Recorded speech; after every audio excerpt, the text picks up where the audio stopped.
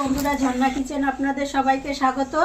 আজকে আরেকটা নতুন ভিডিও নিয়ে চলে এসেছি। আজকে বানাবো সোয়াবিনের মহারানি। তার জন্য এখানে এক বাটি সোয়াবিন নিয়েছি, গরম জলে দিয়ে দিলাম।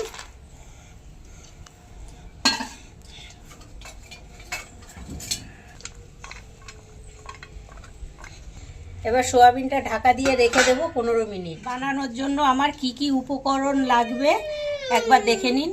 লাগছে 1 চামচ ধনে, 1 চামচ গোটা জিরে, 1 চামচ মৌরি, আর সুন্দর গন্ধর জন্য লাগছে 3টে ছোট এলাচ। এবার এগুলো একটু হালকা করে ভেজে নেব। আর সাথে লাগবে দই আর কিছুটা কাজু বাদাম। দিয়ে দেব ছোট এলাচ, জিরে, ধনে আর মৌরি।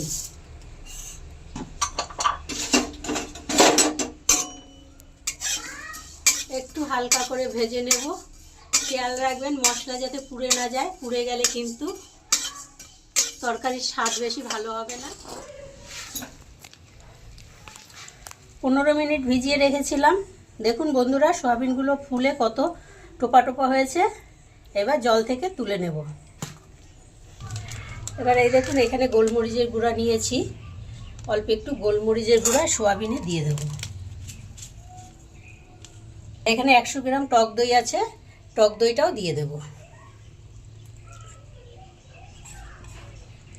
একটু ভালো করে ম্যারিনেট করে নেব। গোলমরিচ আর টক দই দিয়ে সোয়াবিনটা ভালো করে ম্যারিনেট করে নিয়েছি। এবার চলুন রান্নার কাছে যাই। ভাজা মশলাটা শিলপাটাতেই বেটে নিচ্ছি। গ্যাস ধরিয়ে কড়াইটা উনানে বসিয়ে দিলাম। এবারে দিয়ে দেব পরিমাণ মতো সরষের তেল। এবার কয়েকটা কারি পাতা নিয়েছি, কারি পাতা কটা ভেজে নেব। দেবো একটা শুকনো লঙ্কা, 1/2 চামচ গোটা জিরে, 1/2 চামচ সর্ষা মশলা আর একটা তেজপাতা। মিষ্টি গন্ধ ছেড়েছে। এবারে দিয়ে দেবো 1 চামচ আদা আর কাঁচা লঙ্কা বাটা। এবার দেবো অল্প একটু হিং। নিরামিষ রান্না, একটু হিং দিলে গন্ধটা ভালো আসবে, খেতেও ভালো লাগবে। এখানে 2 চামচ বেসন আছে, বেসনটা একটু হালকা তেলে ভেজে নেব।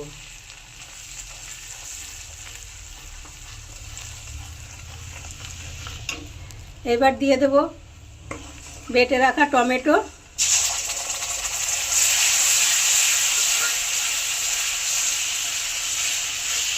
এবারে দিয়ে দেব কাজু বাটা,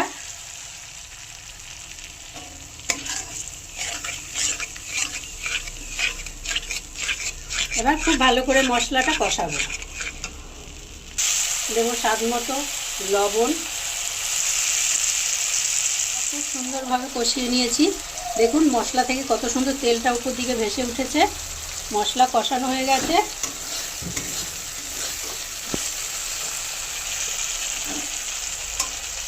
এবারে ম্যারিনেট করা সোয়াবিনগুলো দিয়ে দেবো।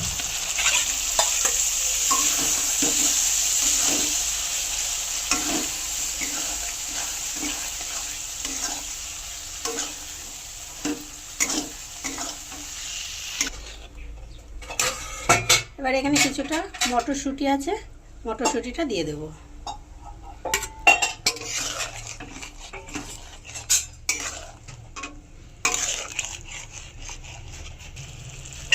এবারে যে ভাজা মশলাটা ওপর দিয়ে দেব।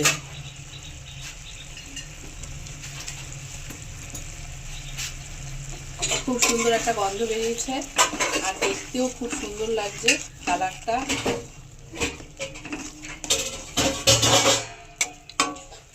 এবার গ্রেভির জন্য অল্প জল দেব।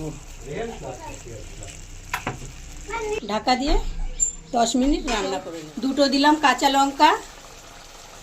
দেব স্বাদটা ব্যালেন্স হওয়ার জন্য 1 চামচ চিনি,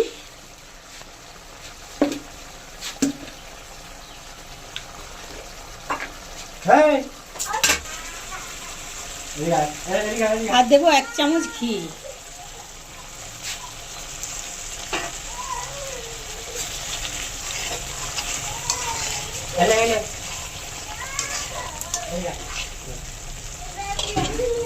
খুব সুন্দর হয়েছে দেখতে, কালারটা, গন্ধটাও খুব সুন্দর বাড়ি বেরিয়েছে। এইবার তেজপাতাটা ওপর দিয়ে তুলে ফেলে দেব। সোয়াবিন মহারানী একদম আমার সার্ভ করার জন্য রেডি।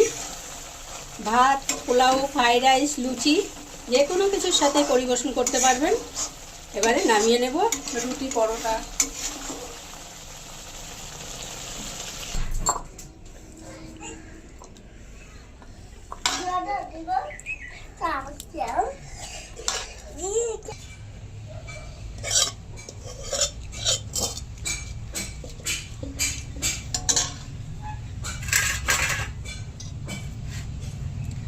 এবার একটু ওপর দিয়ে কারি পাতা দিয়ে গার্নিশিং করে দেব।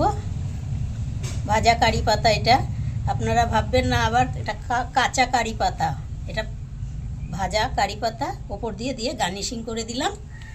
এই অবধি ছিল আজকের ভিডিও। আশা করছি আজকের ভিডিও আপনাদের ভীষণ ভীষণ ভালো লেগেছে। যদি ভালো লাগে একটা লাইক দিয়ে বন্ধুদের মাঝে শেয়ার করে দেবেন, সাবস্ক্রাইব করে দেবেন, পাশে থাকা বেল বাটনটি অন করবেন। যখনই নতুন ভিডিও আপলোড হবে সবার আগে নোটিফিকেশন আপনাদের কাছে পৌঁছাবে। রান্নাটা খুবই সিম্পল, খেতে কিন্তু দারুণ হয়। একবার হলেও বানিয়ে খেয়ে দেখবেন, এত সুন্দর রান্না।